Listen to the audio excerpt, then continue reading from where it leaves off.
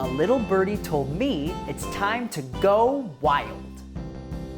Hi, I'm Dr. Fred Alsop from East Tennessee State University, member of the Biological Sciences Department, and my field of expertise is birds. I'm called an ornithologist, but birding is more of a hobby for most people than it is a science. In fact, it's one of the biggest hobbies not only in North America, but throughout many parts of the world. Birds are everywhere, and it's easy for you to find them.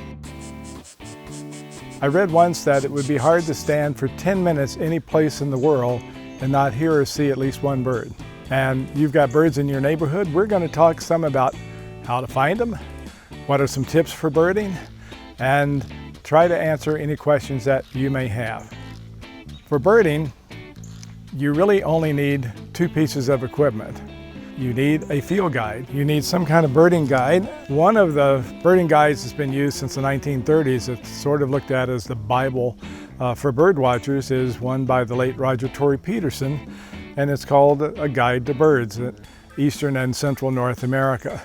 Most guides are pictorial guides, and you can see they're pictures of birds, so that makes it really easy.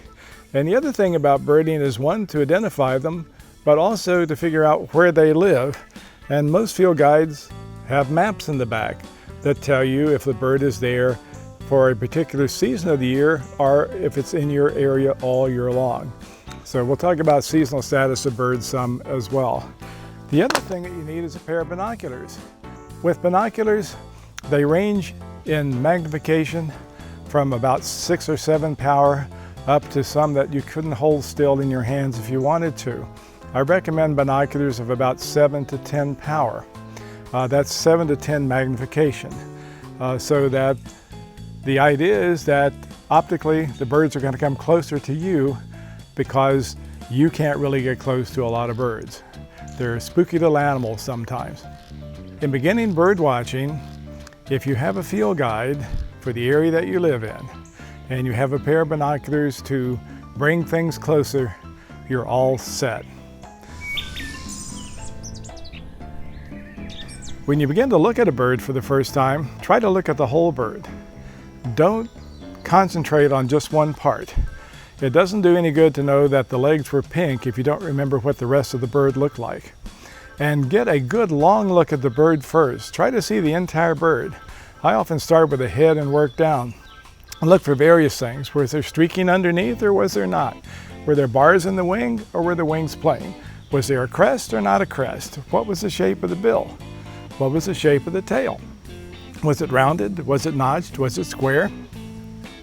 Lots of things it seems that you have to do on your little mental checklist, but get a good long look first because you can't predict when that bird's going to leave. And that bird book that you're using or that app that you've got on your phone is always going to be there. So see as much as you possibly can first and then begin to look at your reference guides. You can also attract birds to your backyard. There are an array of bird feeders that are available and many different kinds of seeds that you can feed them. If I wanted to get one kind of seed to feed birds, I would get the black oil sunflower seeds, the small black sunflower seeds. They have more calories, they have a thinner coat, they're easier for birds to open, and more different species will use those than any other. But you don't have to be restricted to just sunflower seed. There are lots of other things you can do. Mixed seeds for smaller birds. Some seeds that can go on the ground where doves can easily pick them up, and some sparrows like towhees can do the same thing. And you'll be surprised at how many birds will start coming to your feeders.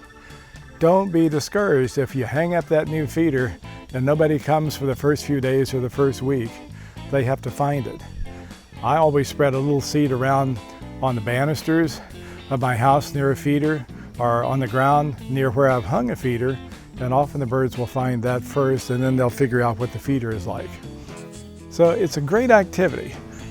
It is really fun, and all you have to do is make a little investment of your time and get into it. Birds are really fun to watch.